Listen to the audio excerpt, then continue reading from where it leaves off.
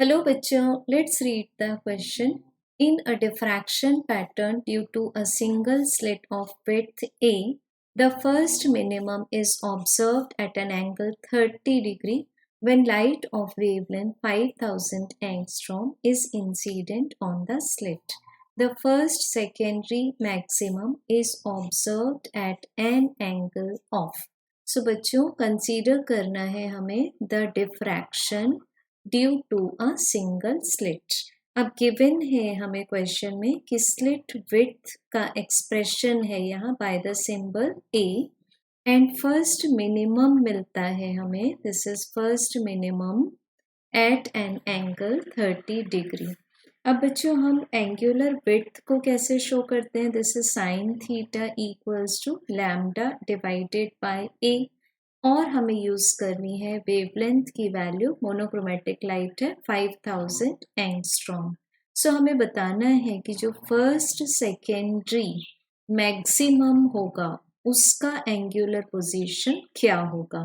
सो बच्चों अगर हम इसके लिए डायग्राम ट्राई करें द इंटेंसिटी डिस्ट्रीब्यूशन कर्व, जिसमें कि हम एक्स एक्सिस पर शो कर दें angular position and Y axis पर शो कर दें the variable intensity.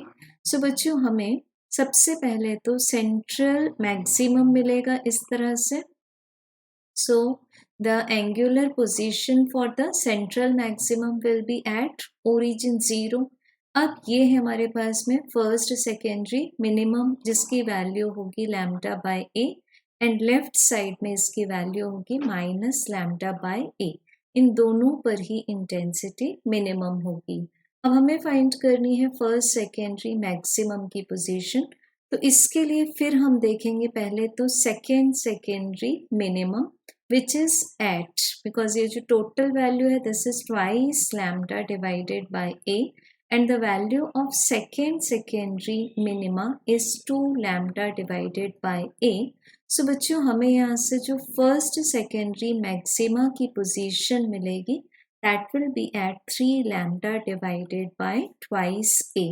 So this is the required answer, that is sin of theta dash. अब हम यहाँ से गिवन वैल्यूज से लैम्डा बाय ए को पुट कर सकते हैं sine of 30 degree, it means this is half. So lambda by a की वैल्यू हो जाती है हाफ। सो बच्चों ये आंसर आ जाएगा हमारे पास 3:4। सो थीटा डैश जो हमें एंगुलर पोजीशन मिलेगी that is sine inverse 3/4। So correct answer is option number 1। Thank you.